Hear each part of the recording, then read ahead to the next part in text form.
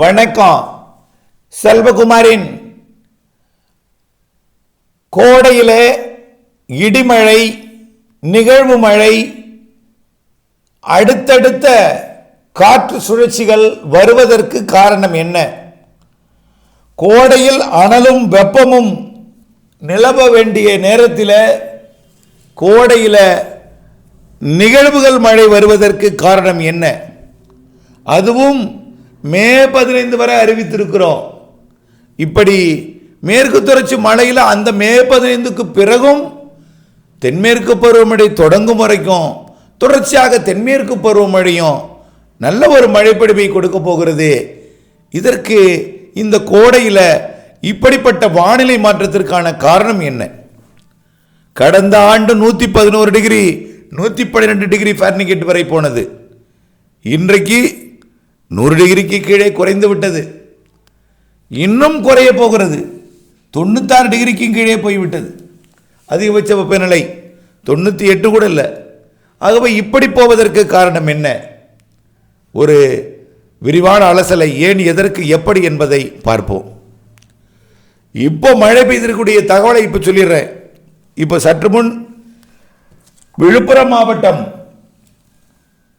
அதாவது திண்டிவனம், மரக்காணம் பகுதிகளில் நல்ல மழைப்பிடிப்பு, இடிமழைப்பிடிப்பு தொடங்கி அது செஞ்சி பகுதியை நோக்கி நகர்ந்து கொண்டிருக்கிறது. நல்ல ஒரு இடிமழைப்பிடிப்பாக திண்டிவனம், மயிலம், செஞ்சி போன்ற பகுதிக்கு. அடுத்தபடியாக பார்த்தீங்கன்னா திருச்சிக்கும் மணப்பாறைக்கும் இடையில் நல்ல மழைப்பிடிப்பு தொடங்கி இருக்கு. இப்படி மழைப்பிடிப்பு பார்த்தீங்கன்னா நேற்றைக்கே சென்னைக்கும் மழைப்பிடிப்பு கொடுத்திருக்கு. அதாவது மடிப்பாக்கத்தில் 15 millimetre, Sholinganallur 14 millimetre, Perungudi 10 millimetre, மாதவரத்தில் கூட 5 மில்லிமீட்டர். இன்னும் மழை இருக்கிறது. இது தொடக்கம். சிவகங்கை மாவட்டத்தில் பார்த்தீங்கன்னா சிவகங்கையில் 56 மில்லிமீட்டர் பொழிந்திருக்கு.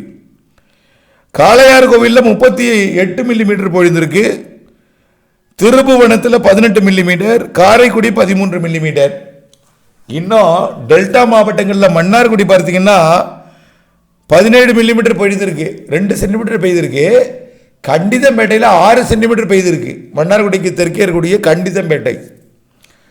நிறைய மழை மானிகளை கிராமப்புறங்களிலே தமிழ்நாடு அரசு நிறுவியிருக்கிறது. தற்பொழுது SDRF, மாநில பேரிடர் மேலாண்மை துறை நிறுவியிருக்கிறாங்க. அந்த மழை மானி தான் கண்டிதம்பேட்டையில் இருக்கிறது. அங்கே 6 சென்டிமீட்டர் மழை பொழிவு. இப்படி சிவகங்கை மாவட்டம் மற்றும் ராமநாதபுரம் மாவட்டத்தை விட கூடுதலாக தென்காசி மாவட்டத்தில், அதாவது சிவகிரிக்கும் சங்கரங்கோயிலுக்கும் இடைப்பட்ட பகுதியில் நல்ல மழைப்பொழிவு, இடிமழைப்பொழிவு, கனமழை பொழிவு. இப்படி மழைப்பொழிவு இந்த கோடையில் ஆங்காங்கே 2ஆம் தேதி பெய்யும் என்ற அறிவிப்பணி சரியாக 2ஆம் தேதி தொடங்கியது. தொடர்ந்து எல்லா நாளும் இருக்கிறது என்று சொல்லியிருக்கிறோம். மே மாதம் இறுதி வரைக்கும் கூட மேற்கு தொடர்ச்சி மலையிலையும் அதனைத் தொடர்ந்து தென்மேற்கு பருவமழையும் அனைத்து மாவட்டங்களுக்கும் ஆங்காங்கே மே 15 வரைக்கும் தென் மாநிலங்கள் முழுவதும். இன்றைக்கு இரவு ஹைதராபாத்தில் மழை பெய்வது கனமழை. அதாவது இன்றைய இந்த 3ஆம் தேதி நள்ளிரவிலே 4ஆம் தேதி அதிகாலையில் ஹைதராபாத்தில் கனமழை பொழிய போகுதா. தெலுங்கானா முழுவதுமே, ஆந்திர பிரதேசம், கர்நாடகாவோட மைசூரில் நேற்று இடிமழை, கனமழை. அதே போல் மதுரை மாவட்டம், தேனி மாவட்டம் மற்றும் திண்டுக்கல் மாவட்டம், கொடைக்கானல் மலைப்பகுதியெல்லாம் நல்ல மழை. இப்படி இந்த கோடையில் இப்படி பொழிய காரணம் என்ன? உங்களுக்கு எப்படி பொழியும்? இவையெல்லாம் இதில் பார்ப்போம். பொதுவாக இது லானினா காலம். பசிபிக் பெருங்கடலில் லானினா என்றால் ஆசிய பக்கம் பசிபிக் பெருங்கடல் மொத்த ஒரு பெரிய பெருங்கடல். பெருங்கடல்லையே மிகப்பெரிய ஆழம் அதிகம் கொண்ட கடல் பசிபிக் பெருங்கடல். அமெரிக்கா முதல் ஆசியா வரை, அமெரிக்காவோட மேற்கு புறம் கலிபோர்னியா, மெக்சிகோ, அதிலிருந்து தொடங்கி பிலிப்பைன்ஸ் மற்றும் சீனா, ஜப்பான், தைவான், புருனே, இதெல்லாம் ஆஸ்திரேலியாவோட வடையெல்லாம் அடங்கிய பகுதி பசிபிக் பெருங்கடல். இந்த பகுதியில் பிலிப்பைன்ஸ் ஒட்டி, சீனாவை ஒட்டி, தைவான் ஒட்டி, புருனேவை ஒட்டி உள்ள தென்சீன கடற்பகுதிக்கும் பசிபிக் பெருங்கடலும் வெப்பம் உயர்ந்து அமெரிக்க பக்கம் கொஞ்சம் வெப்பம் குறைந்திருந்தால் அது பேர் லானினா. இப்போ பசிபிக் பெருங்கடலில் பிலிப்பைன்ஸ் பக்கம் வெப்பம் உயர்ந்திருக்கு, இது லானினா. ஆனால் அமெரிக்கா பக்கம் அதே நேரத்தில் ரொம்ப 27 28 டிகிரிக்கு கீழே போல அங்கு வெப்பம் இருக்குது. ஒப்பிடும் பொழுது ஆசியா பக்கம் வெப்பம் கூட. அப்போ கொஞ்சம் லானினாவில் ஸ்ட்ராங் இல்லாமல் இருக்குது. எல்லினோ கிடையாது. எல்லினோன்னா அமெரிக்கா பக்கம் வெப்பம் உயர்ந்திருக்கணும், ஆசியா பக்கம் வெப்பம் குறைந்திருந்தா எல்லினோ.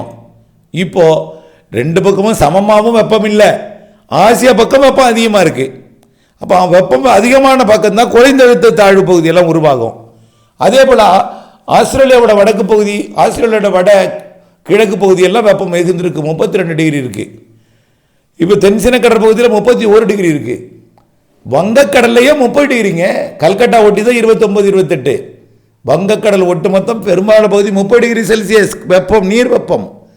அது அப்படியே சுமத்ரா தீவுலையும் 30 டிகிரி, இலங்கை ஒட்டியும் 30 டிகிரி, அப்படியே மாலத்தீவு ஒட்டியும் 30 டிகிரி, அரபிக்கடலில் தெற்கு பகுதி 30 டிகிரி, நிலநடுக்கோட்டை இந்திய பெருங்கடல் அரபிக்கடலோட தெற்கே 30 டிகிரி, கேரள கடலோரம் ஒட்டி 30. கொஞ்சம் வடக்கே போக போக ஓமன் வளைகுடாவை நோக்கி போனால் தான் 28 டிகிரி, 28. ஓமன் வளைகுடாக்குள்ளே 27. அப்போ இந்த ஓமன் வளைகுடா கிட்டையும் வெப்பம் குறைஞ்சிருக்கு, கொல்கட்டா கிட்ட குறைஞ்சிருக்கு. கல்கட்டா கிட்ட கூடிரும், ஏன்னா நீரோட்டம் எடுத்து செல்லும். ஓகே, இப்போ நிகழ்வுகள் உருவாக்கி அனுப்பவும் இடமாகிய பசிபிக் பெருங்கடல் வெப்பம் உயர்ந்திருக்கிற காரணத்தினால ஒன்றன் பின் ஒன்றாக நிகழ்வு வந்து கொண்டே இருக்கு. சில நிகழ்வுகள் நிலநடுக்கோட்டிலே போய் சாரலை கொடுக்குது, சில நிகழ்வு ஏறி வருது.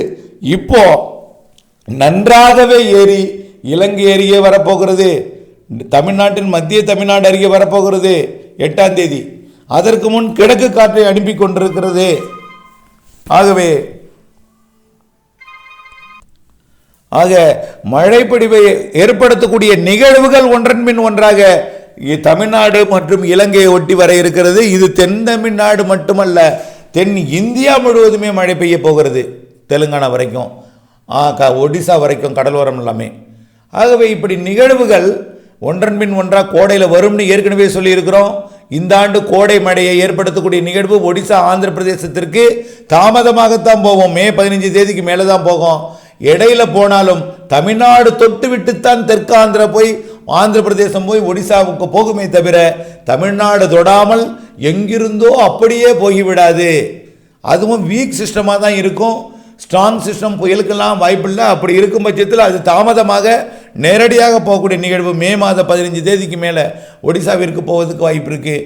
ஆகவே நிகழ்வு வீக்காகவே மேற்கு நோக்கி வரும். அப்போது இது எல்லாமே இந்த ஆண்டு கோடையில் இருக்குது. ஆனால் எல்லா இடங்களுக்கும் தினசரி பெய்யாது, அருகருகே ஒதுக்கி ஒதுக்கி பெய்து கொண்டே இருக்கும். புரியுதுங்களா? அடுத்தபடியாக ஐஓடி பசிபிக் பெருங்கடலிருந்து நிகழ்வு உருவாக்கி அனுப்புது. அடுத்து ஐஓடி பார்த்தீங்கன்னா, ஐஓடி என்பது இந்தியன் ஓஷன் டைபோல். அது நிலநடுக்கோட்டு இந்திய பெருங்கடல் வெப்பத்தை வைத்து எப்படி பசிபிக் பெருங்கடலில் லானினா எல்லினோங்கிறோமோ அது இந்திய பெருங்கடலில் டைபோலுங்கிற அது வந்து அது எப்படின்னா, இந்தோனேஷியா பக்கம் வெப்பம் உயர்ந்தால் அது நெகட்டிவ் ஐஓடி, சுமத்ரா தீவு பக்கம் அதாவது வெப்பம் உயர்ந்தால் நெகட்டிவ் ஐஓடி, அதாவது இந்த பக்கம் சோமாலியா பக்கம் உயர்ந்தால் பாசிட்டிவ் ஐஓடி, ரெண்டு பக்கமும் ஒரே வெப்பம் இருந்தால் நடுநிலை ஐஓடி. இப்போ நடுநிலை ஐஓடி இருக்கு, அதாவது ரெண்டு பக்கமும் 30 டிகிரி, சோமாலியா பக்கமும் 30 டிகிரி, சுமத்ரா தீவு பக்கமும் 30 டிகிரி, மாலத்தீவுலையும் 30 டிகிரி. இது நடுநிலை ஐஓடி. இப்போ இந்த நடுநிலை ஐஓடி என்ன செய்யும்? இதுதான் தென்னிந்தியா முழுவதும் மழைப்பொழிவை கொடுப்பதற்கு சாதகமாக இருக்கு. அது கேரளாவுக்கு கொடுப்பதற்கும் சாதகம், அதே நேரத்தில் ஒடிசாவுக்கு கொடுப்பதற்கும் சாதகம். ஆக வங்கக்கடல், அரபிக்கடல், நிலநடுக்கோட்டு இந்திய பெருங்கடல் வெப்பம் சமமாக இருக்கிற காரணத்தினாலே காற்று சுழற்சிகள் பரவலாகும். ஒரு பக்கம் மட்டும் இருந்தால் ஒரு பக்கம் மட்டும் மழை பெய்யும், ரெண்டு பக்கமும் வெப்பம் சமமாக இருக்கிறதுனால ரெண்டு பக்கமும் பரவலாகும் மழை. அப்படித்தான் சொல்லணும். ஓகே, இந்த நடுநிலை ஐஓடி என்ன ஆகும்? தொடர்ந்து நடுநிலை ஐஓடி ஆகும், தொடர்ந்து நடுநிலை ஐஓடியாகவே நீடித்து கொண்டிருக்கும்.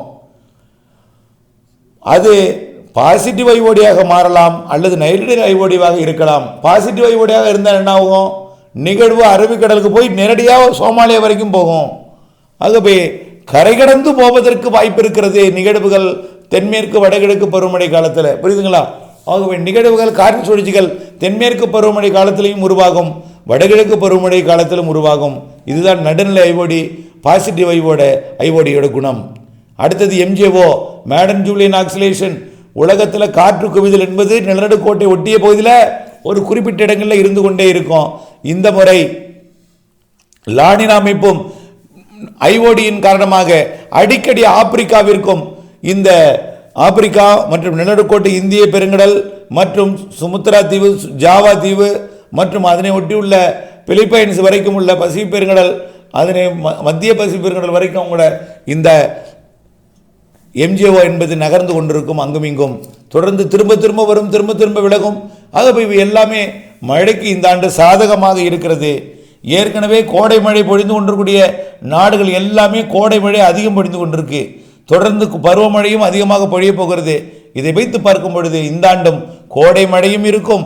கோடை மழை பொழிந்து விட்டால் பருவமழை பொய்த்து விடுமோ என்ற மூத்தோர்கள் ஏதாவது சொல்லிக் கொண்டிருப்பார்கள். நிச்சயமாக அவர்கள் சொல்வது உண்மைதான். அவர்கள் இயற்கையோடு இணைந்து வாழ்ந்த காலத்தில் அப்படி இயற்கையாக இருந்தது. இப்போ இயற்கை செயற்கையாக மாறிவிட்டது. அப்படி இருக்காது. பருவமழையும் சிறப்பாக இருக்கும், கோடை மழையும் சிறப்பாக இருக்கும். கோடை மழையும் இடிமின்னலுடன் இருக்கும், பருவமழையும் இடிமின்னலுடன் இருக்கும். பருவமழையிலும் வலுவான நிகழ்வு உண்டு, குறிப்பிட்ட இடங்களில் அதிக மழை பொழிவை இருக்கும். ஆக இந்த ஆண்டு மழை பொழிவில் சாதகமான அமைப்புகள் இருக்கிறது என்பதை புரிந்து கொண்டு திட்டமிட்ட வேளாண்மை செய்து லாபம் அடைந்திட அப்டேட்ஸுடன் இணைந்திருக்க அன்போடு கேட்டுக்கொள்கிறேன். நன்றி.